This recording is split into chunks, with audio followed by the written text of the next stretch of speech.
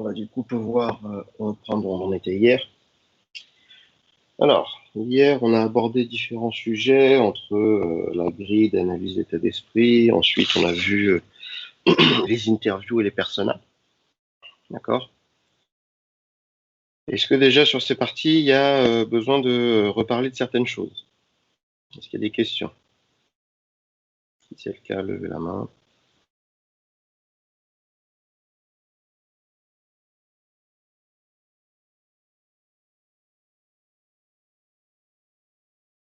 Ok. Donc, s'il n'y a pas de questions particulières, on va pouvoir continuer un peu. Alors, je sais que vous n'avez pas forcément fini les différentes étapes, mais comme je vous ai dit, comme on a beaucoup de choses à voir, j'essaye entre guillemets de vous faire pratiquer le mieux possible, mais bon, si on arrive à aller assez vite, dans le meilleur des cas, on aura du temps plutôt vers la fin de semaine pour pouvoir bosser tranquillement dessus. Et là, il faut qu'on essaye de voir les différentes rubriques. Donc, on a notre persona, et ces personas, on va du coup les faire apparaître bien, dans notre cahier des charges, d'accord? Un pour la cible primaire, un pour la cible secondaire, comme on avait dit.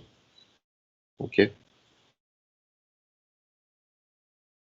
Et suite à ces personas, c'est là où l'UX va devoir se poser encore pas mal de questions. Toujours dans cette phase de recherche, il y a une partie qu'il va faire à la fin, puisqu'il a besoin de bien connaître les utilisateurs, et voilà pourquoi est-ce qu'il fait des personas. Au vu de ce qui aurait été fait sur ces personas, il va se poser des questions concernant l'accessibilité. Alors l'accessibilité en question, il faut savoir que environ, et puis là on va parler que de la France, environ un Français sur deux, au cours de sa vie, sera touché par un handicap. D'accord, ça fait à peu près 300 000 personnes déclarées handicapées par an en France, qui viennent s'ajouter à ceux qui le sont déjà, ce qui fait en moyenne à peu près 20% de la population en France, d'après les derniers relevés qui ont été faits en 2015. Je n'en ai pas trouvé de plus récent, vous m'en excusez. Mais ça fait à peu près 20%, donc 12 millions de personnes. D'accord? Mais il faut savoir que dans ces 18%, tous ne sont pas atteints du même handicap. En plus de ça, de ces 18%, il y en a qu'à peu près 4%, soit 2 millions et quelques, d'accord, de personnes qui bénéficient en fait d'une reconnaissance administrative de l'État, c'est-à-dire qu'ils sont officiellement handicapés. Il y a à peu près que 4% de ces personnes, enfin des personnes, pardon, qui sont handicapées. Donc ça veut dire que dans ces 2 millions de personnes, il y en a à peu près la moitié qui souffrent d'un handicap auditif, alors que ça soit une perte partielle ou totale de l'audition. On en a 30 qui souffrent d'handicap moteur, donc tout ce qui va être paraplégie, tétraplégie, et même pour ceux qui ont un bras articulé de manière mécanique ou ce genre de choses. D'accord ? Ensuite, on aura des handicaps visuels, donc 15%. D'accord ? Des personnes, pareil, que ce soit une perte totale ou partielle de la vision, que ce soit une atteinte de daltonémie, bon, ça peut avoir pas mal de façons, d'accord, d'être touché, mais en tout cas, ça rentre dans le cadre visuel. Et le dernier, c'est tout ce qui va être cognitif et neurologique. Donc, trisomie, Parkinson, Alzheimer, etc. 5%, d'accord, de ces personnes-là en souffrent. Et c'est pour cette raison, enfin, c'est pas directement pour cette raison, mais c'est parce que ce chiffre se veut croissant qu'il faut qu'on en tienne compte. La loi nous dit que, d'après une loi de 2015, on dit qu'on doit faire en sorte que toute personne dispose des mêmes moyens et puisse accéder aux mêmes services. Autrement dit, les personnes handicapées font partie de nos cibles également. Et sans compter qu'on a dit qu'une personne sur deux, ne serait-ce qu'en France, sera atteinte d'un handicap au cours de sa vie. parmi les différents là qu'on a cités, et puis on a vu qu'il y en a qui sont entre guillemets plus ou moins visibles, ou en tout cas graves, d'accord, même si ça reste un handicap, donc ça l'est dans tous les cas, mais on va dire qu'il y a quand même différents niveaux de gravité qui peut se représenter. Donc voilà pour quelles raisons, d'après cette loi, on a l'obligation de tenir compte de ces handicaps. Et c'est pour cette raison que des clients que vous avez peut-être qui sont aujourd'hui en bonne santé seront peut-être handicapés demain, et qu'on va de plus en plus vers une digitalisation de tout ce qui nous entoure. Eh bien, il faut qu'on fasse aussi attention à la façon dont on va mettre en place notre site internet.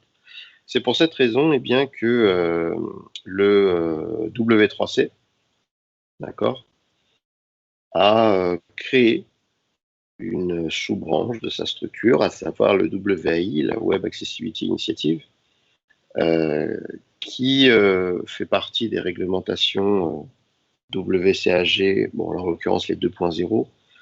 Évidemment, ça veut dire qu'il y a eu les 1.0 auparavant, mais a du coup choisi de prendre comme initiative de donner quelques règles à suivre aux personnes qui sont chargées de développer du contenu sur Internet. Et elle a du coup décidé de faire en sorte eh bien, que ces règles puissent être appliquées au mieux. Évidemment, après, elle a demandé le soutien de l'État, etc. Mais de base, en tout cas, les règles qui ont été données d'après le 2.0, ça a été de faire en sorte que des contenus soient perceptibles. C'est-à-dire que tout ce que vous allez fournir, d'accord, sur le site, je parle notamment de tout ce qui va être peut-être des images, ce genre de choses, il faut par exemple qu'il y ait une alternative textuelle à l'ensemble du contenu qu'il n'est pas. Donc, c'est-à-dire que aussi bien une image qui est là peut-être pour présenter ou une image d'un produit, faut qu'elle ait une alternative, d'accord. Fournir aussi peut-être d'autres alternatives à différents médias. Tiens, par exemple, on a une vidéo, bon bah tiens, peut-être qu'on pourrait fournir aussi peut-être que le son. La vidéo n'a peut-être pas intérêt pour quelqu'un qui a atteint de handicap visuel. Si on crée du contenu, il doit aussi être, comment dire, donné, ou en tout cas permettre à l'utilisateur de pouvoir le percevoir de façon différente. C'est-à-dire qu'on n'est pas non plus obligé de vouloir tout mettre dans un seul élément. On peut très bien faire une distinction entre voilà, premier plan, arrière-plan, second plan. Ça, surtout dans le cas où on a différents éléments visuels qui doivent être présentés. Mais ça en fait partie. C'est tout ce qui doit être perceptible. D'accord, on doit pouvoir voir les différents éléments qui le composent. Un contenu utilisable. Autrement dit, il faut que on revienne un peu à ce qu'on faisait avant sur l'ordinateur. Aujourd'hui, on a très facilement tendance à utiliser la souris pour tout et rien, ce qui est assez logique, on va dire. Oui, c'est logique pour nous qui ne sommes pas forcément atteints d'handicap visuel ou moteur. Quelqu'un qui est malheureusement atteint d'handicap, notamment visuel, par exemple, aura beaucoup de mal à savoir où se trouve son curseur sur l'écran. Donc, il faut qu'on puisse rendre les fonctionnalités du site utilisables depuis le clavier. Il faut aussi qu'on puisse garantir aux utilisateurs atteints de handicap un temps suffisant pour comprendre et utiliser le contenu. Je parle notamment des sliders.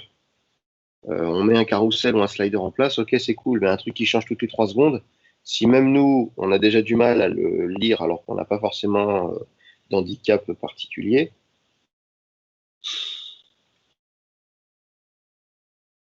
bon, bah, imaginez quelqu'un qui est atteint d'une déficience visuelle ou cognitive, qui a besoin de temps pour assimiler, comprendre les choses. On doit aussi chercher, d'après WAI, on doit aussi chercher à faire en sorte que le contenu puisse être compréhensible. Donc tout à l'heure, on parlait d'alternatives textuelles. Alors déjà, qu'il y ait alternative ou pas, selon ce que l'on propose, il faut que le texte lui-même puisse être lisible. Autrement dit, des contrastes suffisants, enfin, ça on va en reparler par la suite, mais autrement dit, notamment avoir une taille suffisamment élevée, permettre aussi aux différentes pages web d'apparaître et de se comporter de manière assez prévisible. D'accord? C'est-à-dire qu'il faut que le sens de lecture soit aussi logique, aider les utilisateurs à rectifier leurs erreurs. C'est pas le tout d'avoir un formulaire et de dire, bah voilà, vous avez une erreur au champ nom-prénom. Ok, mais c'est quoi l'erreur? Il y a des caractères non autorisés, il n'y a pas assez de lettres. Il faut lui donner quelques précisions. D'accord? Il nous indique également qu'il faut un contenu robuste. Alors, ce contenu robuste, en soi, c'est uniquement le fait de dire que il faut que tout ce qu'on fait puisse être scalable. Donc, on puisse lui permettre d'évoluer. D'accord? Et d'optimiser les compatibilités à venir. On ne doit pas oublier ce truc-là parce qu'il ne faut pas qu'à chaque fois, que nous, ça nous pénalise et qu'on doive tout refaire en permanence. D'accord? Mais il ne faut pas non plus que ça pénalise les personnes qui ont peut-être un matériel spécifique pour aller sur Internet, ce genre de choses, et qui malheureusement, bien, eux ont une mise à jour qui est plus avancée que ce que nous avons fait sur le site et que du coup, ben, ils se retrouvent à ne plus pouvoir utiliser un service qu'ils utilisaient auparavant, alors qu'il était déjà handicapé. Donc voilà pourquoi est-ce que tout ce qu'on fait doit chercher à être le plus possible scalable. D'accord? Alors pour information, là, parce que là on parlait de la 2.0, elle vient pas remplacer la 1.0. D'accord? Elle est juste venue compléter. La 1.0, elle avait une quinzaine de directives avec un peu plus de 60 points de contrôle. D'accord? Elle parlait du contenu, de la structure, du graphisme, mise en forme, etc., etc. D'accord? Donc elles ne viennent pas les remplacer, elle vient seulement compléter la liste. Même si en réalité, quand on regarde bien, elle la complète, oui, parce qu'elle ajoute des choses nouvelles, mais en soi, elle reprend beaucoup de choses qui étaient déjà présentes auparavant, qu'elle a un peu remaniées pour les mettre au goût du jour. D'accord? Mais ça ne veut pas dire que parce qu'on fait du 2.0, on ne fait pas du 1.0. Ça vient compléter. D'accord?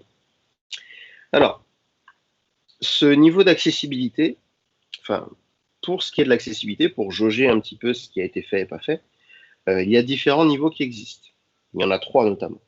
Soit on a le niveau le plus bas, à savoir le niveau A, soit le double A, soit le triple A. Il faut savoir que pour ce qui est de l'accessibilité, la norme européenne qui a été définie, quand on met un site en ligne, normalement, ça devrait être au minimum du niveau double A. Donc ça veut dire que nous, il faut qu'on essaye de faire en sorte de présenter à notre client et de mettre en ligne un site niveau double A. Après, rien nous, enfin en tout cas un minimum, hein, rien ne nous empêche après de présenter plus. Et ça représente beaucoup de normes, le double A, ou... Alors, pas forcément beaucoup de normes, c'est pas forcément euh, comme ça qu'il le voit, c'est un petit peu plus complexe. Ça dépend en fait aussi ce que tu as cherché à mettre en place par rapport à tel type d'handicap. C'est-à-dire que tu ne peux pas forcément faire un truc qui va combler le handicap de tout utilisateur. Par contre, peut-être que, je dis n'importe quoi, peut-être que sur ton site, je sais pas moi, imaginons que tu fasses un site d'État, par exemple, et que tu donnes des informations, peut-être tu vois, sur les aides pour handicapés. Bon, bah, sur cette partie du site, peut-être qu'il va falloir que tu mettes un peu tout en place. Mais peut-être que sur une autre partie de ton site, j'ai n'importe quoi, page d'accueil, qui présente plein de thèmes, hein, que ce soit pour les finances, pour les entreprises, pour les particuliers, pour les droits civils, les droits pénaux, etc. Bon, bref, plein de choses. Peut-être que là, tu vas pas mettre autant de modules d'accessibilité. Peut-être que là, tu vas peut-être plus te baser sur des modules d'accessibilité pour des aspects visuels. Genre peut-être augmenter, diminuer la taille du texte, changer les contrastes, te mettre en version nuit, pourquoi pas, d'accord? Donc c'est pas forcément en termes de comment dire de points ou en tout cas de critères que tu vas avoir, c'est un ensemble qu'ils vont prendre en compte. C'est pour ça que c'est un peu complexe, la façon dont ils le font, mais c'est pas forcément parce que tiens, tu as mis ça et ça et ça, tiens, voilà, tu as niveau 2. C'est pas vraiment comme ça que ça se passe. Il y a un peu plus d'analyse du code qui est fait que ça. Et c'est en fonction du type du site, du coup? Alors, ils en tiennent compte, c'est-à-dire que j'ai n'importe quoi. Est-ce qu'il y a vraiment besoin de mettre une alternative audio, c'est-à-dire un lecteur du site toi-même en place, sachant que même si tu as une personne qui est atteinte d'handicap visuel total, lui est certainement déjà équipé du matériel nécessaire pour aller sur Internet. Bon, c'est bien, tu l'as fait, mais du coup, toi, dans ton travail de chef de projet, c'est peut-être pas très judicieux d'avoir voulu mettre ça en place et du coup de mobiliser beaucoup de ressources et d'argent pour quelque chose que les utilisateurs disposent peut-être déjà. C'est peut-être pas forcément pertinent. Après, si tu l'as fait, c'est très bien. Le WAI ne te dira pas pourquoi vous l'avez fait, c'est nul. Au contraire, il va valoriser ça. C'est très bien que tu l'aies fait. Mais d'un point de vue business market, est-ce que toi, en tant que chef de projet, c'était vraiment judicieux de vouloir proposer ça? Par contre, à l'inverse, tu proposes un truc, je sais pas moi, faut toujours rester dans un truc médical. Je sais pas, imagine tu proposes un truc pour des appareils auditifs ou je sais pas moi, des lunettes ou j'en sais rien, tu vois. Bah peut-être que ça serait bien de faire quelque chose en rapport avec le thème. Tiens, si tu vends quelque chose pour les yeux, ce serait peut-être bien peut-être de permettre de grossir la typo, de changer les contrastes, ce genre de choses. Si tu veux un truc pour l'appareil auditif et qu'il y a des vidéos explicatives, pourquoi pas permettre de pouvoir lever le son ou de mettre le son peut-être déjà un petit peu plus fort de base, légèrement. Tu vois, ça peut paraître des trucs bêtes, mais Et, et comment c'est validé, en fait? alors Ça- là, rentrer dans les détails, je ne saurais pas te dire exactement tout ce qui est pris en compte, mais en tout cas, ce que je sais, c'est que c'est pas uniquement les différents points de critères comment dire, du WAI qui sont, enfin du WCAG qui est pris en compte, puisque c'est n'importe quoi. Tu vois, par exemple, tout à l'heure, on parlait d'un contenu perceptible. Autrement dit, tu dois mettre des alternatives visuelles, pardon. Il se peut que ce point-là sur ton site, il n'y ait aucun visuel. Ok, mais tu as quand même prévu qu'il y ait des alternatives. C'est-à-dire que tu as quand même prévu qu'il y ait des balises title qui puissent être lues, tu as prévu qu'il y ait quand même quelques alternatives qui puissent être mises sur des boutons cliquables pour avoir des informations complémentaires, tu as mis plein d'autres choses en place dont on va parler. Donc, c'est pas parce que tu n'as pas fait une chose que tu vas être pénalisé. Parce que tu vois, par exemple, sur ton site, il n'y a pas de visuel, donc on ne peut pas dire, ah ouais, il n'y a pas de visuel, il perd un point. Bah non, c'est pas ça l'idée. Ils vont voir tout ce que tu as fait. Et par exemple, même si tu avais mis des visuels, ils vont regarder, tiens, est-ce que sur les visuels qui ont été mis en place, est-ce qu'il y a bien cette règle qui est appliquée partout? Et qui valide ça, en fait? Bah, justement, c'est ce qu'on va voir. Ah, Il y a différents types d'entités. Donc là, ici, du coup, pour ce qui est de l'accessibilité, avant de répondre direct à ta question, il faut déjà qu'on se demande qui va devoir mettre en place l'accessibilité au sein du site. Qui va s'occuper de quoi? Avant de parler de vérifier ce qui a été fait en place, il faut déjà le mettre en place. Donc là, ici, pour ce qui est de l'accessibilité, on va voir donc les différents rôles. Et on va commencer bien évidemment par le chef de projet. Le chef de projet va avoir un rôle décisionnaire. Autrement dit, c'est lui qui va choisir si s'intéresser à tel type d'handicap ou tel type d'handicap, déjà d'une part, est obligatoire, d'un point de vue légal, etc. D'accord? Ça, évidemment, il va le faire en accord avec l'UX, hein, bien évidemment, mais c'est le chef de projet qui va surtout se charger de vérifier ces informations. Et l'UX derrière, une fois que tout ça aura bien été validé, okay, va justement faire des propositions quant aux dispositions à mettre en place sur le site. Okay. Donc là, le chef de projet va déjà vérifier si certains modules sont obligatoires ou non. Et qu'il le soit ou non, il va lui-même choisir de décider du niveau. Autrement dit, est-ce qu'il va vouloir, lui, juger en tout cas nécessaire, que l'ensemble de l'équipe fasse un certain nombre de choses pour atteindre le niveau double A, triple A, ou au contraire, bah tiens, non, cet handicap, on va plutôt le cibler qu'au niveau 3, donc simple A. Par contre, tel autre handicap, on va le chercher niveau double A, parce qu'on a plus de personnes atteintes de ça que l'autre sur notre site. Ou en tout cas, on pense en avoir, d'accord? Et il va se demander, bon, bah, est-ce qu'on va utiliser des modules qui existent déjà, ou est-ce qu'on va se faire des trucs nous-mêmes? Si c'est le cas, bah, est-ce qu'on peut s'aider de quelque chose? Ou... Bref, c'est lui qui doit quand même se renseigner un petit peu sur la nécessité et les moyens qu'on va utiliser. D'accord? Et ensuite, après, bon, évidemment, l'équipe de dev, etc., se chargera de voir comment intégrer le tout.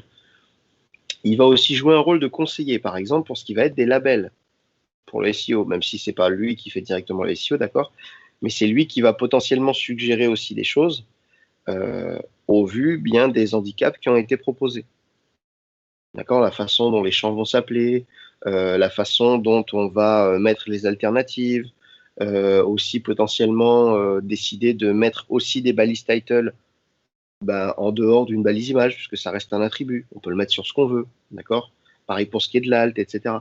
Il va essayer de voir s'il n'y a pas certaines choses qui pourraient aussi aider à la lisibilité du contenu et à l'accessibilité du contenu pour des personnes atteintes de handicap.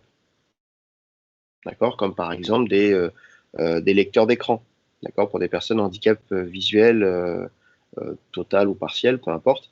Bah, il faut savoir que c'est pas forcément le title qui est lu, ça peut être le alt dans certains cas. Bon, ça c'était le chef de projet. Le graphiste, lui, doit se charger aussi de pas mal de choses. Déjà, dans un premier temps, la navigation. Est-ce qu'il va faire un ou plusieurs menus? Est-ce que ça va s'agir d'un menu principal ou non? S'il en met plusieurs, comment est-ce qu'il va devoir les disposer? Est-ce qu'ils vont avoir le même degré d'importance? Il ne faut pas qu'ils apparaissent comme étant doublons. Est-ce qu'on va mettre un sitemap sur le site? Et si on le met, même si évidemment le mieux c'est d'en avoir un, mais comment est-ce qu'on va l'orienter? Est-ce qu'on doit mettre un moteur de recherche intégré au site? Dans ce cas, comment est-ce qu'on va chercher par la suite à le faire ressortir?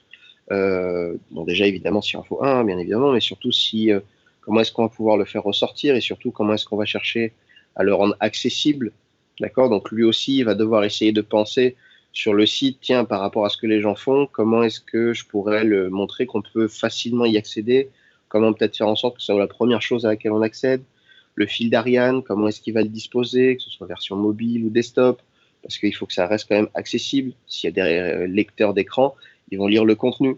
Donc, comment faire en sorte que les choses puissent être quand même compréhensibles par un robot? D'accord?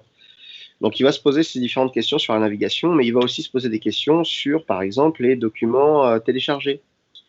Comment est-ce qu'il va les appeler? Sous quel format est-ce qu'il serait mieux de les mettre? Quel va être le poids de ces différents éléments? Un truc tout bête. Imaginons qu'on mette un PDF à télécharger. Alors déjà, on s'est dit PDF, pourquoi? Parce que ça reste quand même du texte, c'est du vecteur. Normalement, bon, vu que la typo sur un titre, c'est aussi du vecteur, le système devrait le comprendre assez facilement. Ok? Donc, il s'est dit, bah voilà, on va mettre un PDF et puis on va dire que voilà, on a tel document, donc rapport annuel de 2011, d'accord, à télécharger, que c'est un PDF de 23 MO.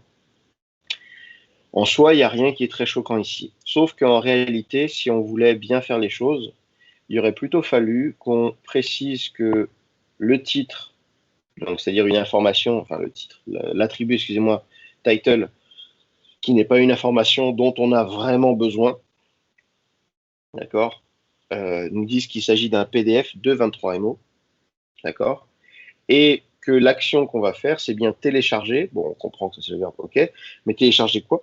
Le rapport annuel, information complémentaire, 2011. La différence qu'on avait avec au-dessus, c'est qu'on pensait que ce qu'on allait télécharger, c'était le rapport annuel de 2011 en PDF, 23 MO. Ok, mais du coup, si on précise ça à l'écrit visuellement, directement, ça sous-entend que je peux le télécharger sous un autre format.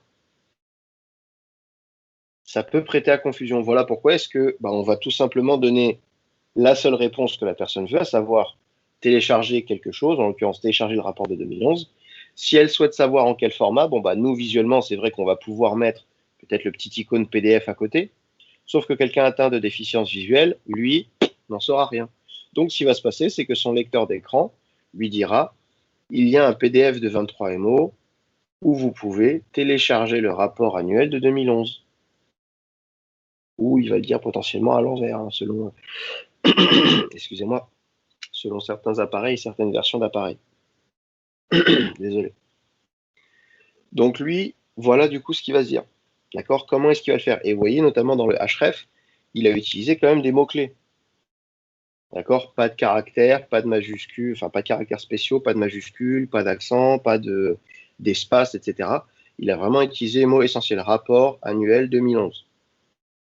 D'accord? Il n'a pas fait, j'ai n'importe quoi, comme c'est le cas dans certains, dans certains téléchargements. On a des noms à rallonge avec un code qui a été haché ou je ne sais quoi. Bon, c'est bien, mais on s'en moque en fait là. Ça ne sert absolument à rien pour l'utilisateur. Donc, on va lui proposer quelque chose d'assez compréhensible, rapport annuel 2011. D'accord? Point PDF. Toujours dans tout ce qui va être visuel, il va devoir se poser la question. Donc là, évidemment, on fait une aparté pour bien préciser qui s'occupe de quoi, même si on a dit que c'est l'UX derrière qui va donner quelques directives, mais c'est juste pour citer un petit peu qui est responsable de quoi en fait sur le site. Pour ce qui est des vidéos, dans la même idée que ce qu'on disait tout à l'heure sur les documents téléchargeables, comment est-ce qu'il va nommer cette vidéo? Est-ce qu'il doit y mettre un descriptif ou non? Si oui, comment est-ce qu'il va le mettre? Avec quel type de mots? Quelle masse de caractères aussi il va utiliser? Est-ce qu'on met des sous-titres, oui ou non? Si oui, on les met de quelle couleur? On va les mettre de quelle taille? Est-ce qu'on va les disposer en haut ou en bas du visuel? Est-ce qu'on met un audio avec? Est-ce qu'on le sépare de la vidéo? Est-ce qu'on met un volume plus élevé? Est-ce qu'on va plutôt faire ressortir le dialogue ou plutôt l'environnement? Ça fait partie de son travail au graphiste. D'accord? De s'intéresser à tout ce qui sera visuel par la suite. Désolé. Et notamment de s'intéresser en rapport évidemment avec les modules qu'aura préconisé le chef de projet, s'intéresser bien au niveau à atteindre. Même si le chef de projet lui donnera, comme on a dit déjà, quelques directives, lui potentiellement peut-être qu'il pourrait suggérer aussi des choses en plus. Et c'est pareil pour tout ce qui va être des différents textes et liens. En français, il y a des accents. Donc, faut les mettre, même sur les maquettes. Puisque déjà, d'une part, je vous rappelle, enfin, on en reparlera un peu, mais normalement, je vous ferai dire que les maquettes ne sont pas censées avoir du lorem ipsum. Elles sont censées avoir le contenu définitif du site. Donc, il faut qu'il y ait des accents. Et en France, on aligne le texte à gauche. Et on favorise, bien évidemment, même si c'est le graphiste qui doit faire attention à ça, pour séparer les éléments, le dev doit en faire tout autant attention, mais le graphiste, lui aussi, s'il a un panneau, enfin, pardon, un panneau, un carrousel ou un slider qui doit être fait, eh bien, il va s'assurer, quand il va fournir les visuels à l'équipe d'Inté, de bien fournir que le fond, pas de fournir le texte sur le fond. D'accord? Tout ce qui doit être textuel doit être intégré en HTML. Donc, il va bien veiller à bien distinguer ce qui fournit le fond et les autres éléments qui peuvent être complémentaires. Je dis n'importe quoi, imaginons qu'il y a un badge ou je ne sais quoi, un post-it, ou bref, il veut faire un visuel, quelque chose en particulier. On ne met sûrement pas le texte dans une image. Le texte sera intégré sur le site. D'accord? Donc, petit exemple pour récapituler un peu ce qu'on a dit d'un point de vue graphique. Si je vous montre le site Alza Création, je pense que ça devrait parler un peu à tout le monde. Si vous allez sur le site, alors depuis le téléphone, il faut juste, je crois, scroller vers le bas ou toucher le haut de l'écran, je ne me rappelle plus exactement. Mais si vous allez sur ce site avec la version ordinateur, si vous appuyez sur la touche tabulation, vous verrez apparaître en fait un menu caché.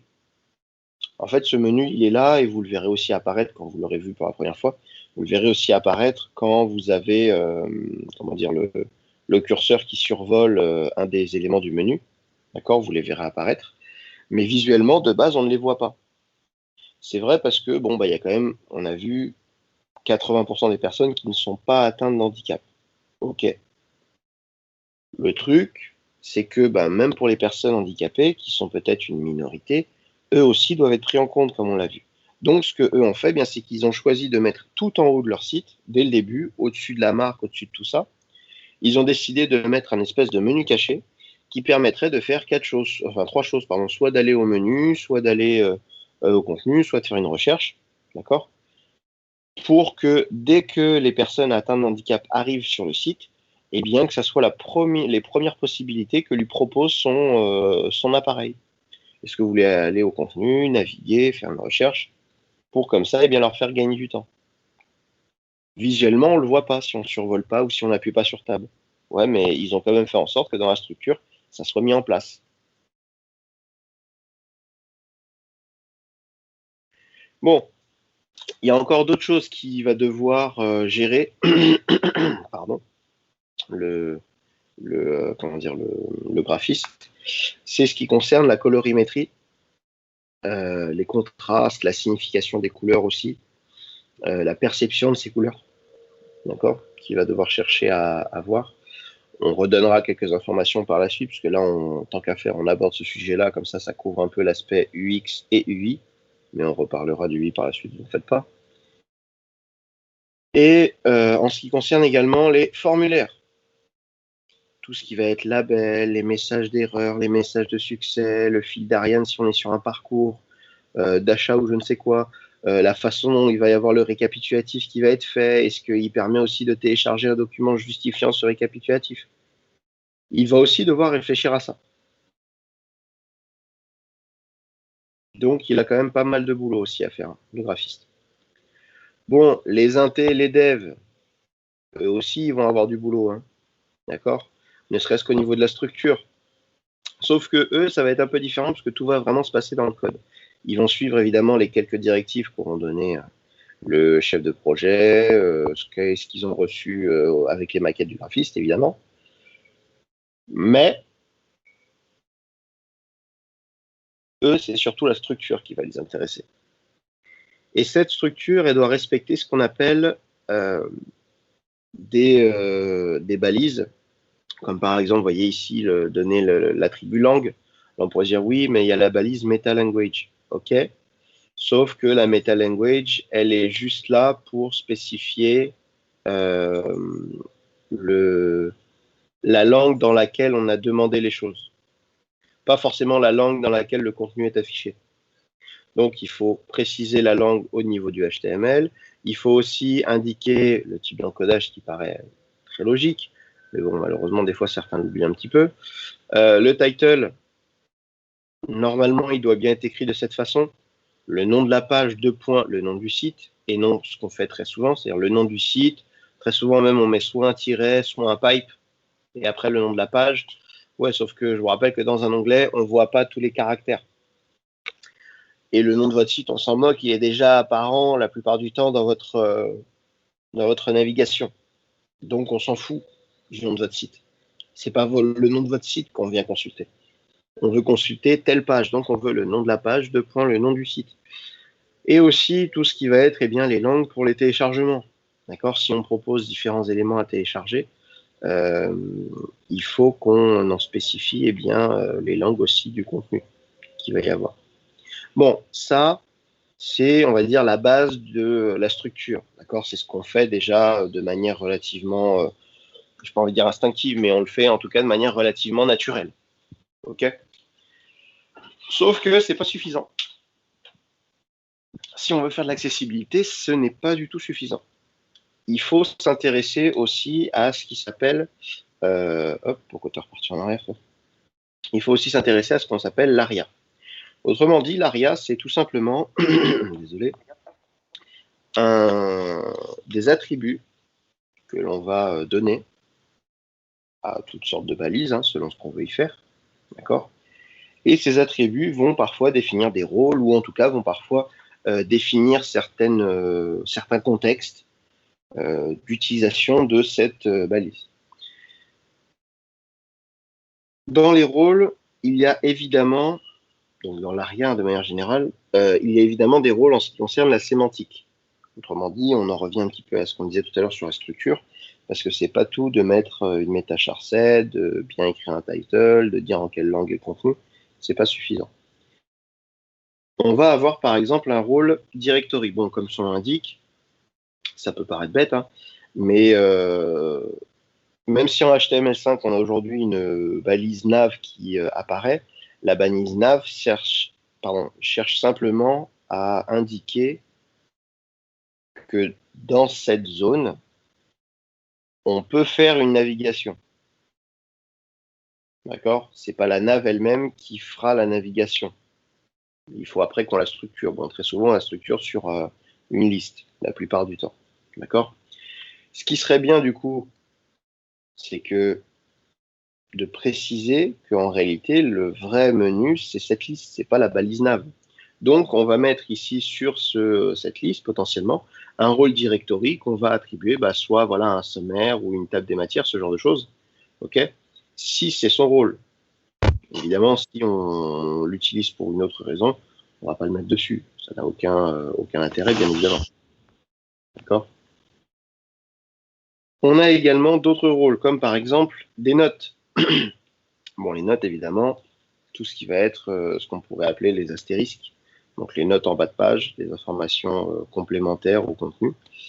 On a aussi le rôle article. Alors oui, on a la balise, c'est vrai, mais c'est pas parce qu'on utilise la balise que c'est forcément un article. Je vous rappelle qu'une chose, c'est que tous ces nouveaux tags qu'on a eu là en HTML5, ce n'est rien d'autre que des divs auxquels on a donné un nom. C'est du web component. Hein. Donc il n'y a rien qui m'empêche d'utiliser une balise article pour faire une section et d'utiliser une section pour faire un article. C'est pas du tout logique, oui, mais techniquement, il n'y a rien qui m'en empêche. D'accord? Avant, on mettait bien des divs dans des divs dans des divs. Là, rien m'empêche de mettre des articles dans des articles dans des articles. D'accord? C'est pas bien, mais je peux le faire. Donc, du coup, on disait, voilà, pour les articles, c'est tout ce qui va réussir à avoir un sens par lui-même. D'accord? On isole un peu les éléments des autres. D'accord? C'est ça le rôle d'un article.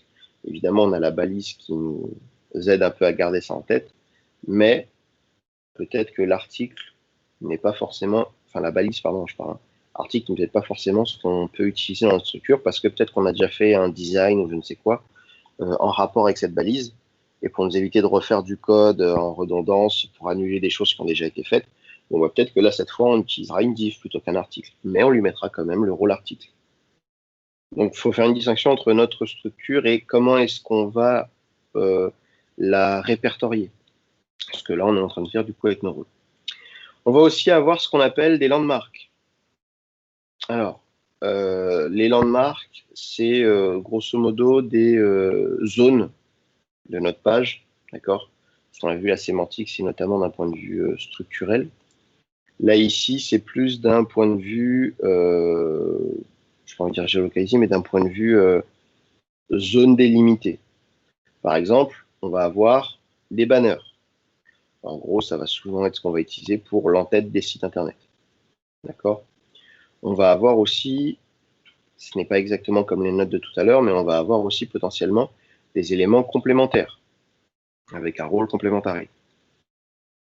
En gros, je dis n'importe quoi. On pourrait très bien avoir, par exemple, donc l'article, on a parlé tout à l'heure là du rôle article, donc l'article principal, là je suis sur une page produit, j'ai mon article principal, si je descends un peu, parfois on a des suggestions d'articles complémentaires. Ça, rien ne m'empêcherait voilà, de créer une div avec le rôle complementary et à l'intérieur de mettre plein d'articles. Oui, c'est des articles complémentaires. D'accord, ça ne fait pas partie directement de l'information principale du site. Le main. Alors, le main, évidemment, même si on a déjà la balise, il doit normalement s'accompagner du rôle. D'accord? Contenu principal de la page. Ok, on doit quand même le spécifier. Le main à lui tout seul ne fait pas le travail. La navigation. Tout à l'heure, on avait dit, voilà, si j'ai une nav, Bon, bah, il faut que je précise qu'il s'agit d'une navigation. D'accord? Parce que après, bon, tout dépend évidemment, comme on a dit, comment on structure les choses. Hein. Mais si j'ai une navigation, il faut que je le précise. Par contre, il faut faire une distinction entre. C'est pour ça que tout à l'heure, j'ai dit que peut-être que ça n'a pas d'intérêt pour notre menu. Quand on a parlé tout à l'heure j'ai oublié voilà, directory. Quand on parlait tout à l'heure de directory, on a dit voilà, c'est notamment pour tout ce qui va être sommaire, table des matières. Bon, en soi, c'est vrai que ça implique une idée de hiérarchie, une structure. Oui, mais est-ce que cette structure, là, cette fois-ci, me permet vraiment de naviguer à travers le site? C'est ça la différence. Donc là, ici, si j'ai une navigation, donc là, c'est la navigation principale, hein, d'accord? Voilà pourquoi est-ce qu'on met cette fois-ci le rôle navigation. Si par contre, c'est juste un truc qui me permet peut-être de naviguer à l'intérieur de ma page actuelle, genre, je sais pas, moi, sur le côté, j'ai un side qui me montre la structure de la page avec les différents titres et sous-titres pour y accéder plus vite, aux différentes rubriques que j'aborde dans la page, pourquoi pas. Bon, bah, peut-être que là, cette fois-ci, ce truc-là ne sera pas une navigation, mais cette fois-ci, ce sera plutôt un directory. Donc, tout dépend après aussi ce que nous, on veut structurer. Pareil pour ce qui est des formulaires.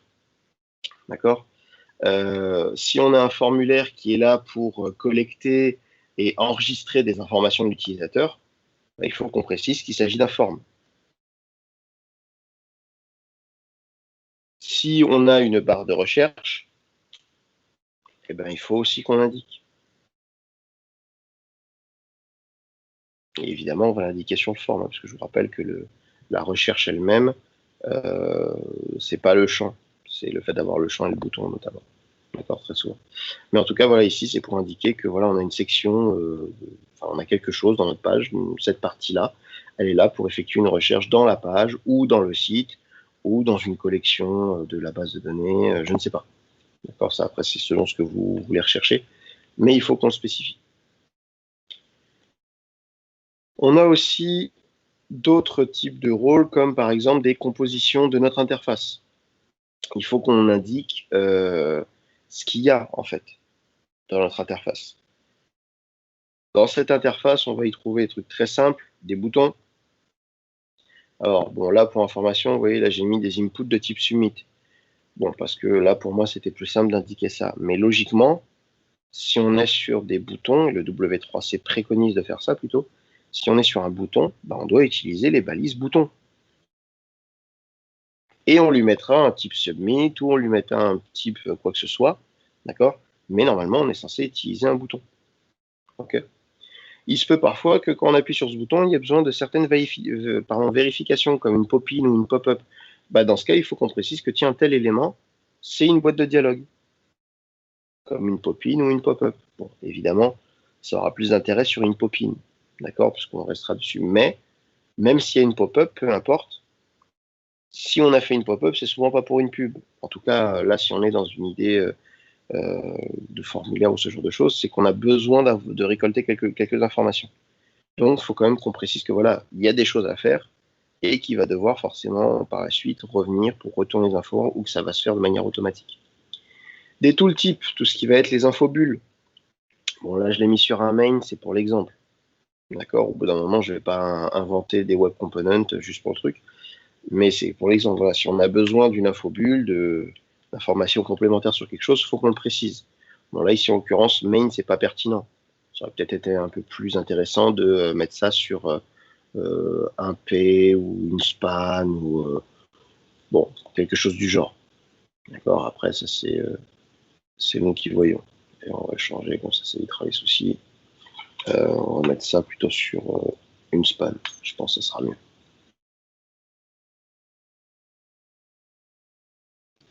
Hop,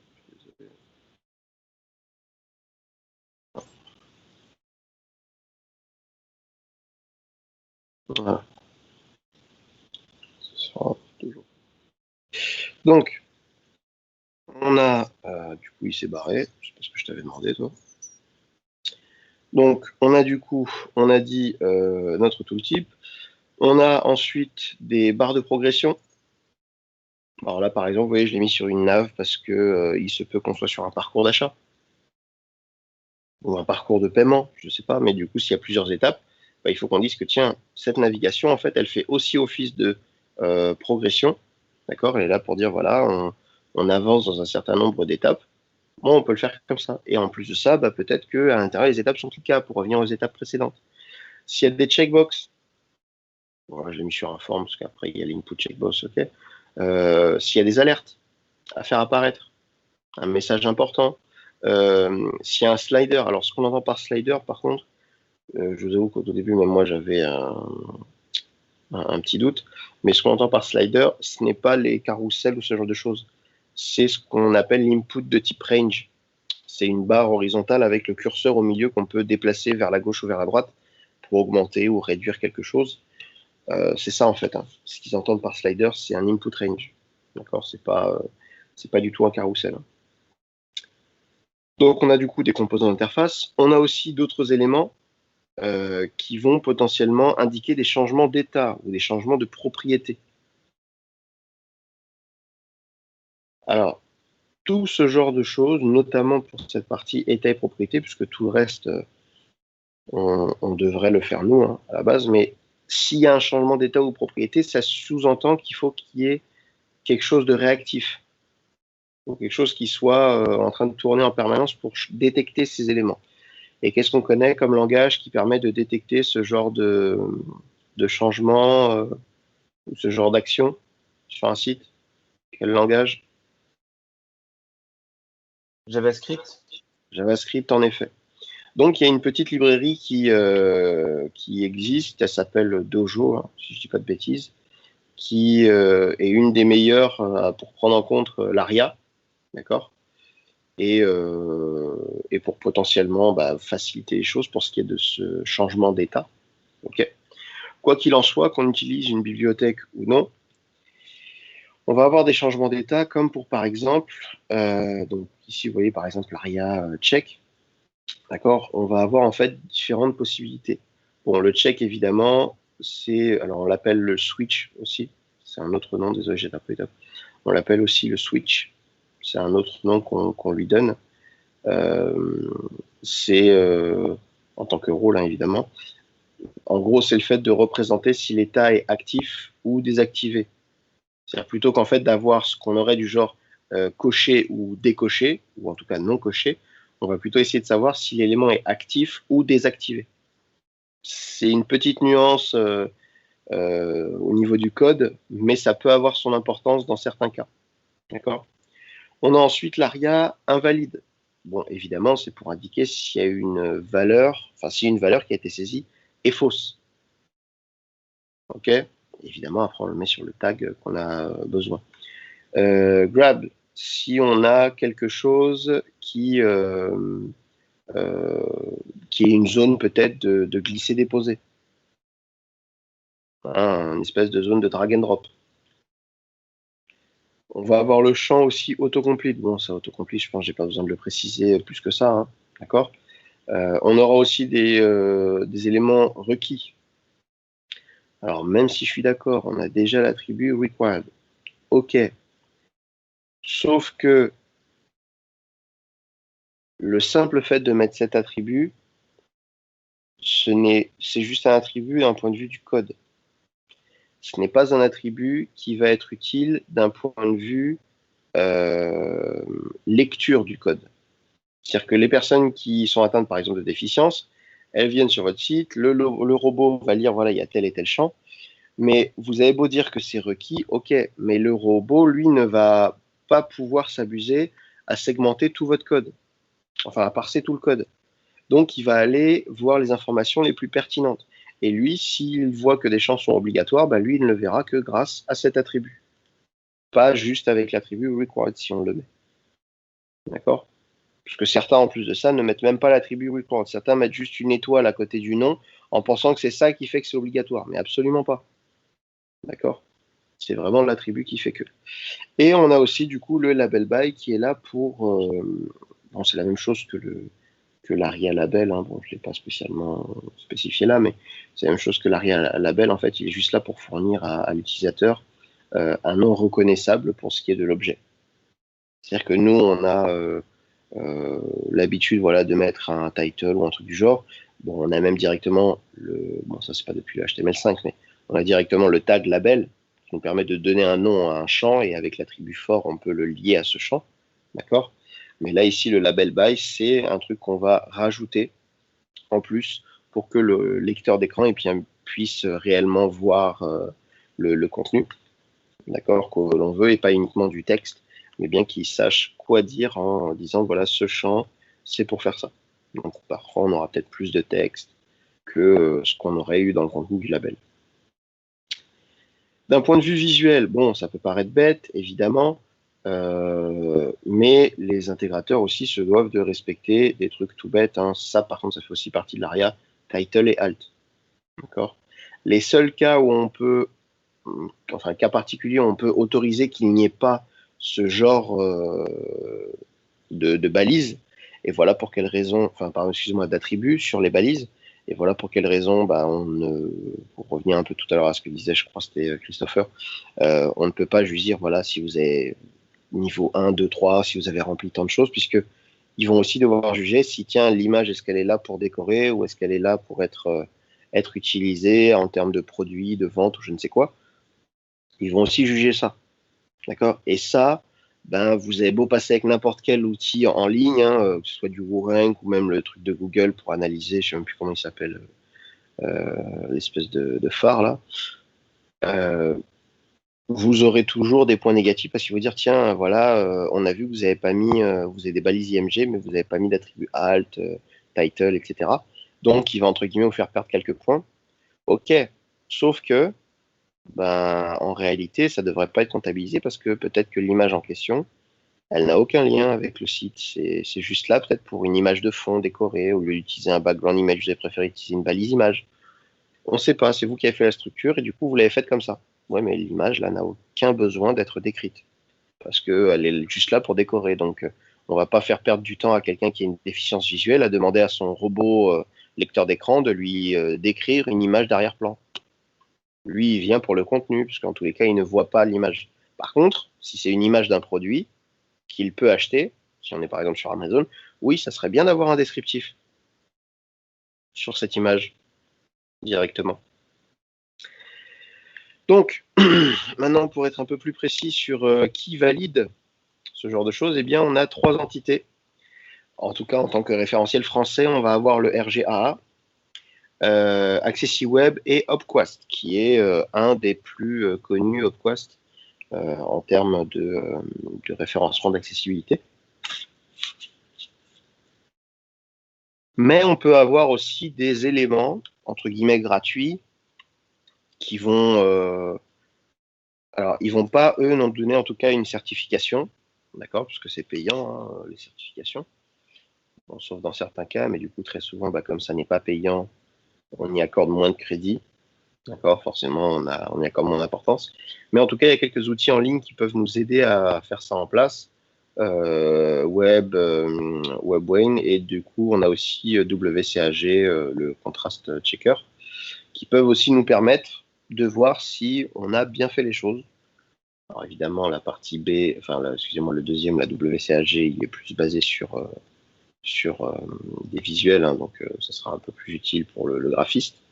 Mais en tout cas, pour ce qui est des bonnes normes, le fait d'avoir mis les bons rôles, etc., bon, bah, on a quelques éléments qui peuvent nous y aider de manière gratuite, comme par exemple ces deux. Les autres, de manière générale, sont très souvent payants. Par exemple, pour AccessiWeb, vous avez 3 niveaux, d'accord? Donc, vous avez le niveau bronze, argent et or, d'accord? Ils sont payants, mais pas au même prix. Par exemple, pour ce qui est du bronze et de l'argent, c'est environ 2500 € hors taxe pour 2 ans. D'accord? Donc, en gros, il vous aide un petit peu à assurer l'accessibilité de votre site pendant 2 ans pour ce prix-là. D'accord? Et ensuite, après, ben, une fois que c'est fait, vous pouvez faire réévaluer le code quand vous le voulez, mais à chaque réévaluation, c'est, je crois, 500 balles hors taxe. Donc, genre, entre guillemets, bon, tous les ans, tous les 6 mois, si vous avez envie de réévaluer, vous allez le faire. Le niveau or, par contre, est plus cher. Je crois que c'est à peu près 1000 balles de plus, 3500 € hors taxe, pareil pour 2 ans. Et la réévaluation, par contre, elle est Alors, elle n'est pas au double, mais je crois que c'est 700 ou 750 euros hors taxe, à peu près. Pardon. Et donc, dans le même cas, bah, voilà, une réévaluation qui doit être faite. Ok. Comme je vous ai dit, ça fait partie des plus chers. Bon, Hopquest, c'est encore différent, c'est une autre façon de fonctionner, mais ça paye aussi. D'accord. Sauf qu'en réalité, Hopquest n'est pas vraiment là pour donner une certification au site, elle est plus là pour donner une certification à quelqu'un de l'équipe, et c'est cette personne qui est en charge de mettre les choses en place. D'accord, c'est plus dans ce sens-là. On va aussi avoir d'autres éléments, comme par exemple Euracert, qui donne du coup voilà, un niveau d'accessibilité. Donc eux se basent sur 5 niveaux, et depuis 2007, d'accord. Et eux en fait ça coûte à peu près 600, 700 euros, d'accord. Et eux vont vous donner voilà un niveau, un instant T. Sauf que bah en fait, il se peut très bien que vous ayez bien fait les choses aujourd'hui. Eux ne sont pas là pour vérifier votre travail. Ils sont juste là pour vous dire un instant T, est-ce que c'est bien, moyennement bien ou très bien. Donc eux, ils ont fait 5 niveaux. Et ensuite, eh ben, après, vous pourrez très bien afficher ça, tout comme AccessiWeb. Vous pouvez très bien afficher ça sur votre site pour montrer, voilà, on respecte et tout. Ouais, mais Racert, par exemple, vous voyez, qui coûte du coup beaucoup moins cher parce que bah, ça ne fonctionne pas de la même manière. Bah, il est aussi un petit peu moins infaillible. C'est-à-dire que rien ne nous empêche de voilà, faire une vérification auprès d'eux. Aujourd'hui, on est niveau 5. Bon, bah, au bout de 6 mois, on a fait de la daube et si on devait refaire évaluer, on est descendu au niveau 3. Ouais, bah, on va pas le faire en ce cas. On va rester au niveau 1. Enfin, au niveau, excusez-moi, 5. D'accord, donc voilà en fait le petit souci qu'il peut y avoir avec les RGAA classiques. Voilà pourquoi est-ce que du coup, ben, parfois il est bien de payer dans certains cas. Mais du coup, vous savez, du coup, si jamais vous bossez pour un client qui a un rapport avec l'État ou en tout cas médical ou je ne sais quoi, bon bah il faut viser minimum le double A, hein, parce qu'on a dit que c'est la norme européenne. D'accord. Bon, des questions déjà jusque-là ou pas?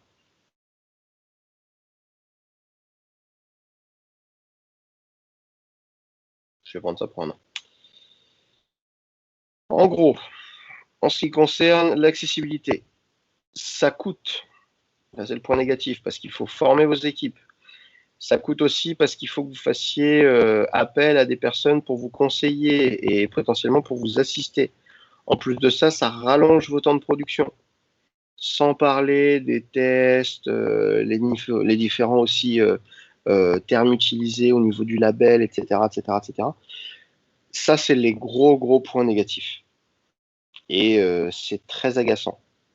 Voilà pourquoi est-ce que, ben, même si on essaye plus ou moins d'en tenir compte, on ne voit pas forcément beaucoup d'accessi-web, on ne voit pas forcément beaucoup de RACERT, etc., ou de certification en quoi sur des sites, parce que ben, ça demande du temps, de l'argent, etc. Donc, c'est pas forcément dans le budget de tout le monde. Donc, ils essayent de ne pas se prendre la tête avec ça. D'accord. Ils essayent aussi, quand ils essayent de le faire, ils se prennent pas trop la tête avec les certifs. Ils écoutent, on a compris comment ça marche, on va le faire nous-mêmes, et puis on va essayer de le maintenir nous-mêmes. D'accord, tant pis pour les certifications. Les clients viendront, ils testeront, ils verront bien que ça marche, ils seront contents. Voilà, souvent c'est ça. Par contre, on a quand même quelques bénéfices, c'est que d'un point de vue référencement, bah, on gagne parce que les moteurs de recherche vont mettre davantage en avant les personnes qui respectent justement cette accessibilité, vu que ça fait partie d'un aspect légal, hein, il faut le faire. On va aussi avoir un contenu qui va être optimisé, donc ça c'est l'avantage. La cible, comme on disait à l'instant, voilà, comme elle sera contente de voir que ça a été fait, bon, bah, elle sera aussi beaucoup plus facilement enclin à revenir et même à suggérer vos produits ou vos services, ce qui veut dire du coup bah, que ça va par la suite renforcer votre image de marque. Bon, est-ce qu'il y a des questions?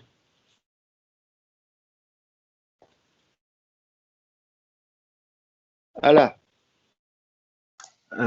Pour l'exercice qu'on doit faire, c'est-à-dire sur Free Co, est-ce que c'est utile de penser à tout ça? Parce que comme c'est un site d'entreprise dédié aux entreprises, les personnes qui travaillent en entreprise, souvent, elles ont pas tous ces handicaps-là liés. alors, il n'est pas question de forcément vouloir mettre une réponse à tous les handicaps, déjà. Et deuxièmement, je te rappelle quand même une chose, la loi oblige à embaucher un taux d'handicap. donc c'est qu'il y en a forcément. Bien sûr, mais celui qui va utiliser, par exemple, Internet dans l'entreprise, ça va pas être l'handicapé qui n'a pas si lui... accessibilité. Ouais. C'est vraiment, on travaille pour une personne ou deux, quoi. Bah, potentiellement, tu peux le voir comme ça, sauf que là, tu dis une personne ou deux, peut-être parce que tu penses qu'il a une entreprise. Sauf que ton client a combien de clients? Oui, il a beaucoup de clients, peut-être, voilà. mais sur les beaucoup de clients, c'est ça, la probabilité qu'il ait une personne à mobilité réduite, pas à mobilité réduite, mais avec un handicap qui pourrait l'empêcher en fait de voir correctement les données sur ordinateur et qu'il n'ait pas l'équipement nécessaire pour. C'est faible. Je suis d'accord. Ouais. Tout comme sur la France, tu vois, il n'y a qu'à peine 4% des personnes en France qui sont reconnues en tant qu'handicapées. C'est très faible. Mais le truc, c'est que la loi nous oblige à tenir compte. Et comme j'ai dit tout à l'heure, c'est au chef de projet de décider, ok, d'accord, on doit en tenir compte, mais dans ce cas, on fait quoi et quel niveau on va prendre? Est-ce qu'on prend le simple A, le double A? Si en tout cas, il y avait une certif, bien évidemment, hein, d'accord, à mettre en place. Mais comme il est obligé d'en tenir compte, ben, peut-être qu'il va choisir et dire à ses équipes, bon, ben, on va faire ça, ça, ça, mais c'est tout. L'obligation n'est pas de vouloir tout faire. C'est comme pour ton client, si tu te rappelles la Free Co, il y a un moment donné où, si je dis pas de bêtises, on parlait, ouais, est-ce que vous voulez que les personnes viennent sur votre site et puissent commander? Bon, je sais plus trop ce qu'ils répondaient, ils disaient un truc du genre, ouais, est-ce que ça va me coûter plus cher ou un truc comme ça? D'accord, mais ça veut dire que parce que le gars a dit, ouais, est-ce que ça va me coûter plus cher? Est-ce que ça veut dire pour autant que toi, tu ne vas peut-être pas chercher à mettre en place un truc pour, je dis n'importe quoi, hein, générer un PDF?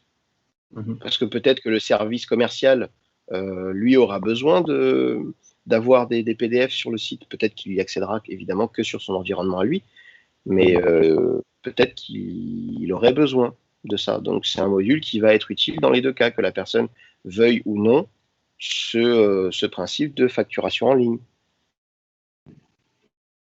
C'est un détail, mais l'idée, c'est pas de forcément tout faire. C'est justement de vous dire, bon, on est obligé d'en tenir compte. Dans ce cas, on fait quoi? Qu'est-ce qui serait intéressant qu'on mette?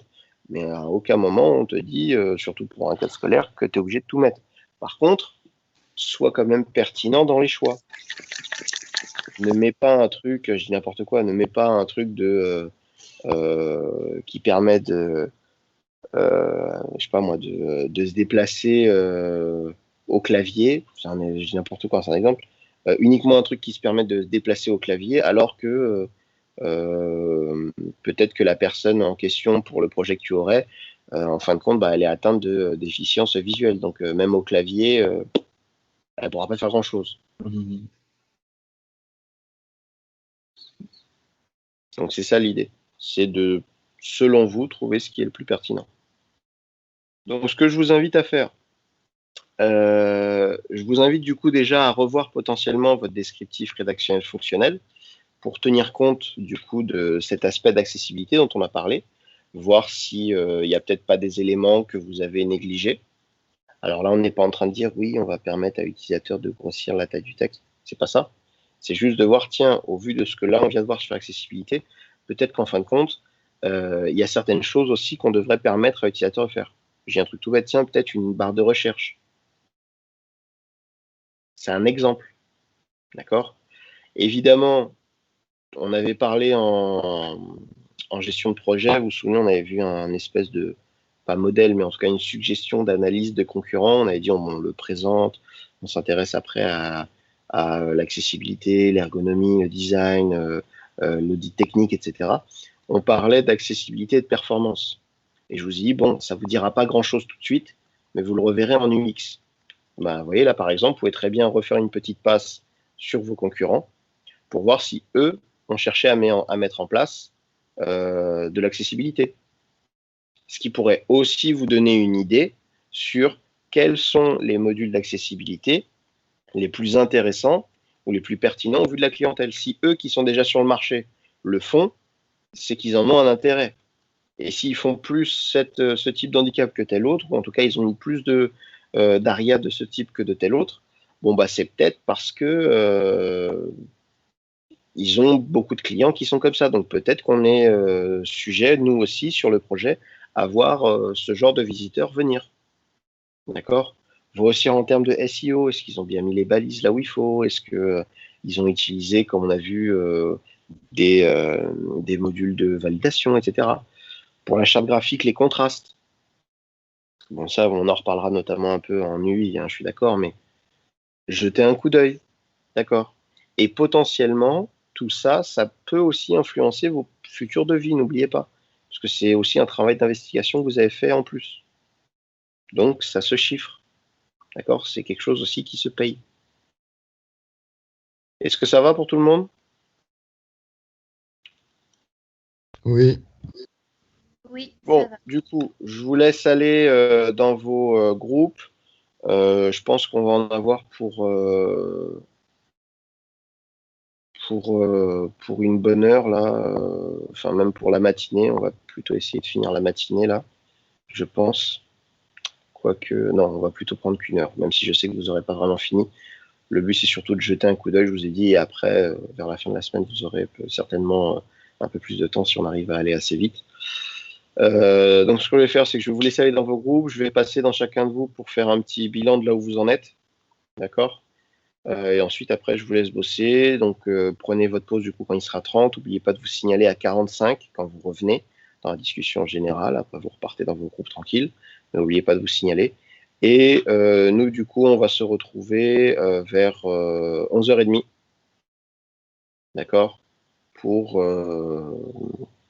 reprendre. Enfin, non, qu'est-ce que je raconte? 11h15, excusez-moi.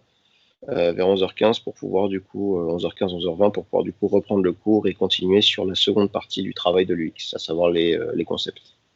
C'est bon pour tout le monde? Oui. Bon, à Oui. toutes du coup, et je viens dans vos groupes.